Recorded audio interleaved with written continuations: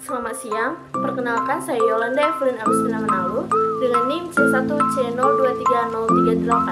Hari ini saya akan mempresentasikan tentang timbulnya hutang pajak, penagihan pajak, dan hapusnya hutang pajak. Kita memasuki latar belakang. Dimulainya kewajiban pajak tergantung dari sifat pajak. Pajak subjektif dimulai ketika seseorang atau badan lahir, berada atau bertempat tinggal di Indonesia. Sedangkan pajak objektif dimulai ketika terjadinya perbuatan, keadaan, dan peristiwa-peristiwa tertentu. Ketika kewajiban pajak subjektif maupun objektif ini telah melekat pada seseorang atau badan, maka seseorang atau badan ini disebut sebagai wajib pajak.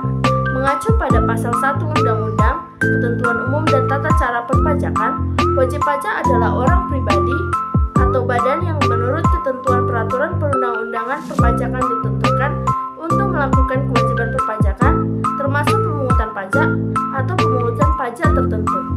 Kita memasuki materi pertama, yaitu timbulnya hutang pajak.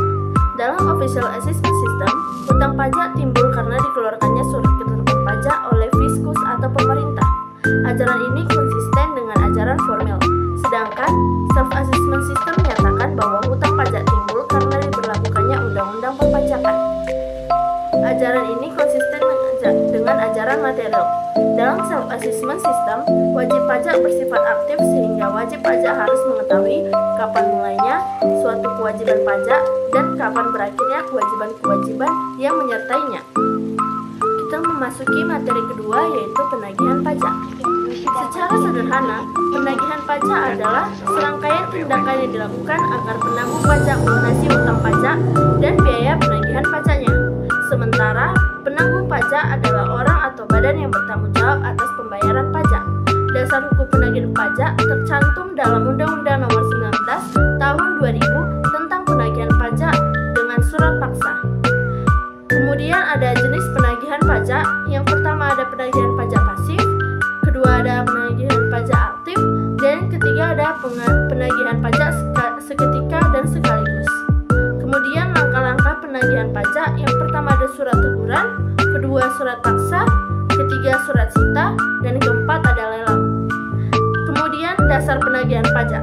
Dasar penagihan pajak untuk PPN, PPH, dan PPNBM serta bunga penagihan adalah yang pertama surat tagihan pajak, surat ketetapan pajak kurang bayar, surat ketetapan pajak kurang bayar tambahan, surat keputusan pembetulan, surat keputusan pemberatan, putusan banding, dan putusan peninjauan kembali yang menyebabkan jumlah pajak yang masih harus dibayar bertambah.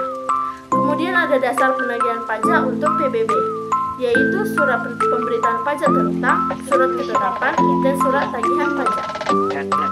Kemudian materi ketiga, yaitu hapusnya hutang pajak.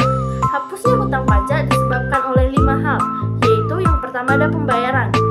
Hutang pajak yang melekat ke wajib pajak akan hapus seiring dengan pembayaran dan wajib pajak ke kas negara. Yang kedua ada kompensasi. Kompensasi terjadi apabila wajib pajak memiliki kelebihan pembayaran pajak dan jumlah kelebihan pembayaran ini dialihkan dengan pajak-pajak lain yang terutang. Ketiga ada daluarsa. Daluarsa diartikan sebagai daluarsa penagihan pajak. Penagihan yang dilakukan oleh pajak ditetapkan paling lama 5 tahun sejak saat terutang pajaknya. Daluarsa penagihan pajak ini ditetapkan dalam rangka untuk memberikan kepastian hukum kapan suatu hutang pajak tidak dapat ditagih lagi. Namun daluarsa penagihan selama 5 tahun ini dapat ditangguhkan apabila telah muncul surat teguran dan surat paksa sebelumnya. Keempat ada pembebasan. Pembebasan dilakukan karena ditiadakannya sebuah hutang pajak. Pembebasan umumnya hanya dilakukan atas sanksi administrasi, bukan atas pokok hutang pajak. Kelima ada penghapusan. Penghapusan hutang pajak ini pada prinsipnya hampir sama dengan pembebasan pajak.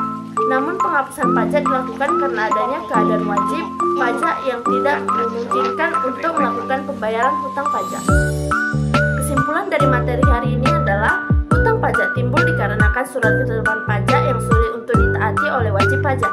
Wajib pajak harus mengetahui kapan mulainya suatu kewajiban pajak dan kapan berakhirnya kewajiban-kewajiban yang menyertainya. Penagihan pajak sendiri memiliki beberapa jenis, yaitu penagihan pasif, penagihan aktif, dan penagihan seketika dan sekaligus. Penagihan pajak bertujuan agar wajib pajak dapat mengantisipasi resiko yang timbul dari penagihan pajak. Hapusnya hutang pajak disebabkan oleh 5 hal, yaitu karena adanya pembayaran oleh wajib pajak, kompensasi, daluarsa, dan pembebasan dan penghapusan. Sekian dari saya hari ini, terima kasih.